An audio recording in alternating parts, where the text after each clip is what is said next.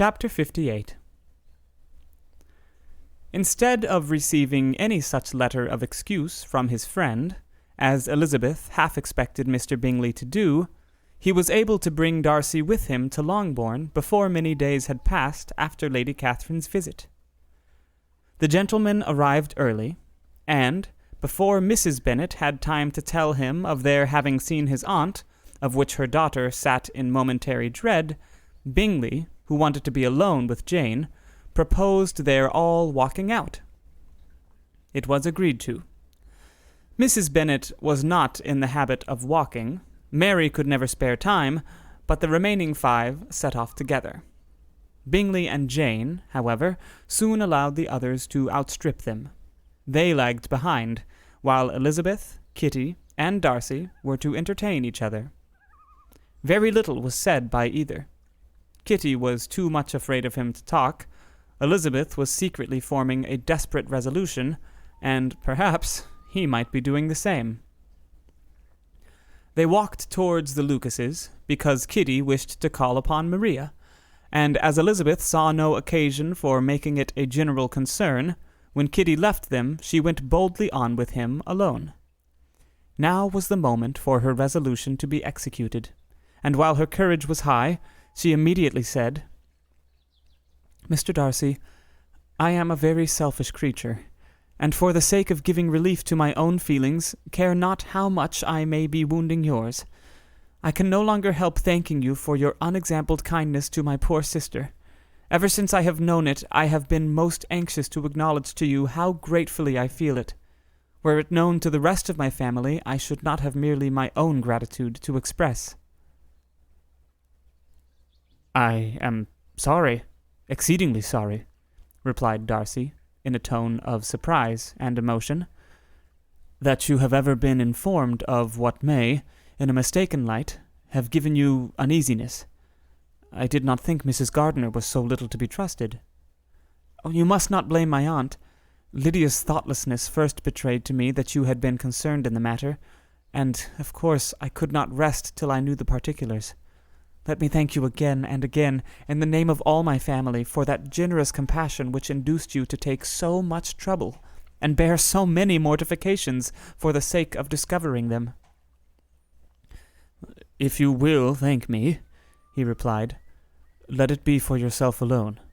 That the wish of giving happiness to you might add force to the other inducements which led me on, I shall not attempt to deny.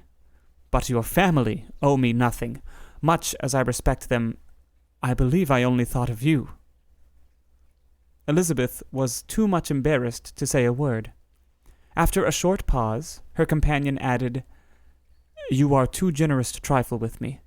If your feelings are still what they were last April, tell me so at once. My affections and wishes are unchanged, but one word from you will silence me on this subject forever."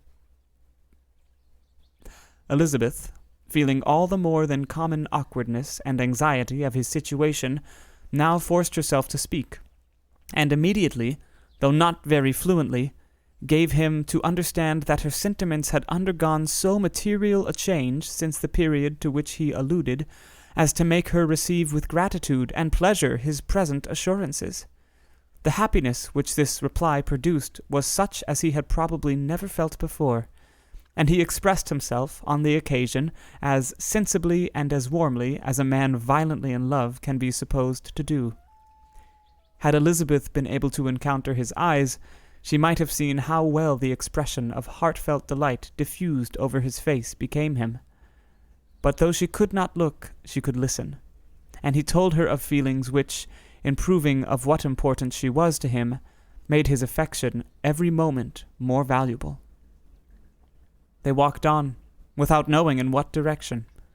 There was too much to be thought, and felt, and said, for attention to any other objects. She soon learnt that they were indebted for their present good understanding to the efforts of his aunt, who did call on him in her return through London, and there relate her journey to Longbourn, its motive, and the substance of her conversation with Elizabeth, dwelling emphatically on every expression of the latter, which, in her ladyship's apprehension, peculiarly denoted her perverseness and assurance in the belief that such a relation must assist her endeavours to obtain that promise from her nephew which she had refused to give. But, unluckily for her ladyship, its effect had been exactly contrariwise.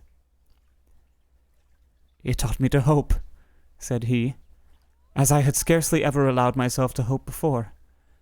I knew enough of your disposition to be certain that had you been absolutely, irrevocably decided against me, you would have acknowledged it to Lady Catherine frankly and openly."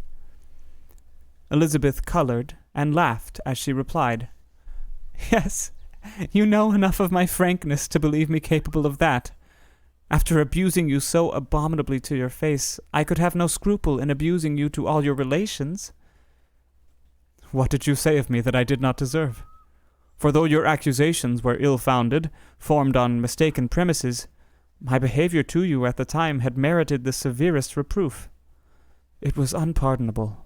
I cannot think of it without abhorrence."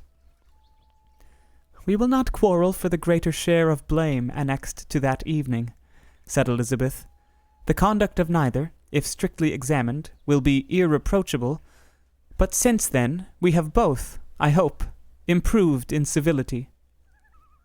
"I cannot be so easily reconciled to myself. The recollection of what I then said, of my conduct, my manners, my expressions during the whole of it, is now, and has been many months, inexpressibly painful to me. Your reproof, so well applied, I shall never forget." "Had you behaved in a more gentlemanlike manner." "Those were your words." "You know not, you can scarcely conceive how they have tortured me, though it was some time, I confess, before I was reasonable enough to allow their justice."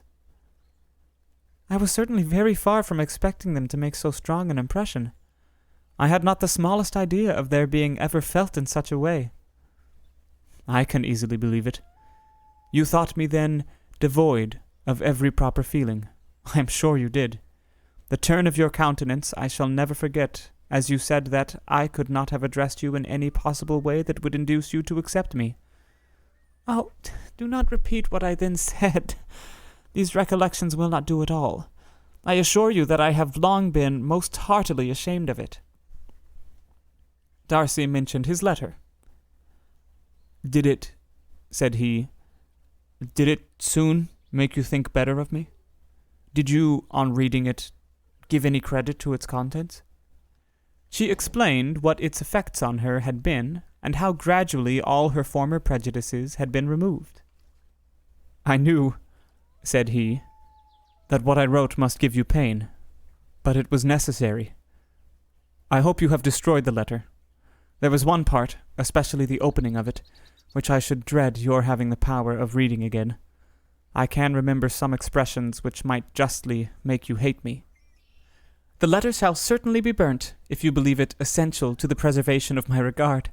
But, though we have both reason to think my opinions not entirely unalterable, they are not, I hope, quite so easily changed as that implies." "When I wrote that letter," replied Darcy, "I believed myself perfectly calm and cool. But I am since convinced that it was written in a dreadful bitterness of spirit." "The letter perhaps began in bitterness, but it did not end so. The adieu is charity itself. But think no more of the letter. The feelings of the person who wrote and the person who received it are now so widely different from what they were then, that every unpleasant circumstance attending it ought to be forgotten. You must learn some of my philosophy. Think only of the past as its remembrance gives you pleasure." "I cannot give you credit for any philosophy of the kind. Your retrospections must be so totally void of reproach that the contentment arising from them is not of philosophy, but, what is much better, of ignorance. But with me it is not so. Painful recollections will intrude, which ought not to be repelled. I have been such a selfish being all my life, in practice, though not in principle. As a child I was taught what was right, but I was not taught to correct my temper. I was given good principles, but left to follow them in pride and conceit. Unfortunately, an only son, For many years an only child, I was spoiled by my parents, who, though good themselves, my father particularly, all that was benevolent and amiable, allowed, encouraged, almost taught me to be selfish and overbearing, to care for none beyond my own family circle, to think meanly of all the rest of the world, to wish, at least, to think meanly of their sense and worth compared with my own. Such I was, from 8 to 28, and such I might still have been, but for you. Dearest, loveliest Elizabeth, what do I not owe you? You taught me a lesson, hard indeed at first, but most advantageous. By you I was properly humbled. I came to you without a doubt of my reception. You showed me how insufficient were all my pretensions to please a woman worthy of being pleased. Had you then persuaded yourself that I should? Indeed I had. What will you think of my vanity? I believed you to be wishing, expecting my addresses. My manners must have been in fault, but not intentionally, I assure you. I never meant to deceive you, but my spirits might often lead me wrong. How you must have hated me after that evening. Hate you? I was angry, perhaps, at first, but my anger soon began to take a proper direction. I am almost afraid of asking what you thought of me when we met at Pemberley. You blamed me for coming? No, indeed. I felt nothing but surprise. Your surprise could not be greater than mine in being noticed by you. My conscience told me that I deserved no extraordinary politeness, and I confess that I did not expect to receive more than my due. My object then, replied Darcy, was to show you, by every civility in my power, that I was not so mean as to resent the past, and I hoped to obtain your forgiveness, to lessen your ill opinion by letting you see that your reproofs had been attended to. How soon any other wishes introduced themselves, I can hardly tell, but I believe in about half an hour after I had seen you. He then told her of Georgiana's delight in her acquaintance, and of her disappointment at its sudden interruption, which naturally leading to the cause of that interruption, she soon learnt that his resolution of following her from Derbyshire in quest of her sister had been formed before he quitted the inn, and that his gravity and thoughtfulness there had arisen from no other struggles than what such a purpose must comprehend. She expressed her gratitude again, but it was too painful a subject to each to be dwelt on farther.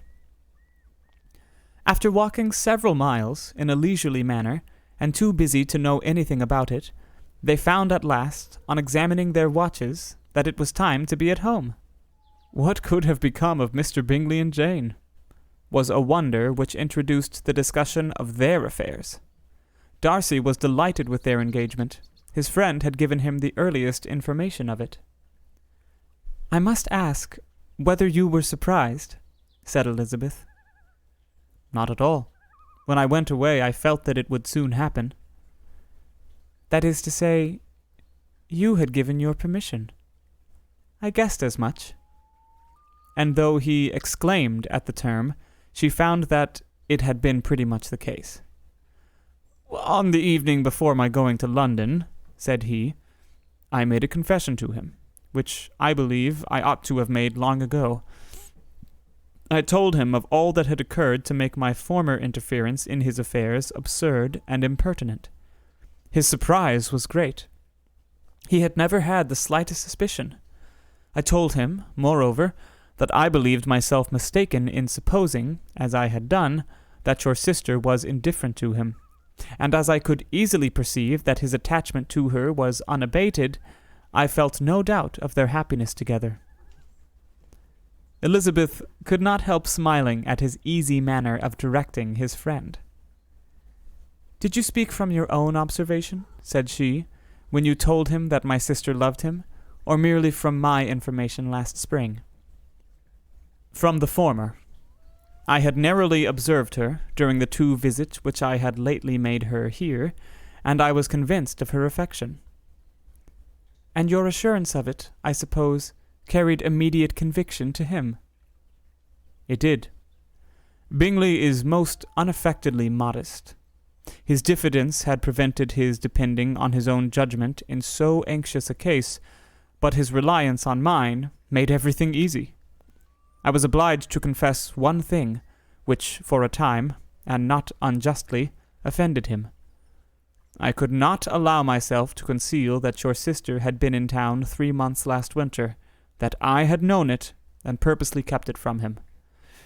He was angry, but his anger, I am persuaded, lasted no longer than he remained in any doubt of your sister's sentiments. He has heartily forgiven me now. Elizabeth longed to observe that Mr. Bingley had been a most delightful friend, so easily guided that his worth was invaluable, but she checked herself. She remembered that he had yet to learn to be laughed at, and it was rather too early to begin. In anticipating the happiness of Bingley, which, of course, was to be inferior only to his own, he continued the conversation till they reached the house. In the hall, they parted.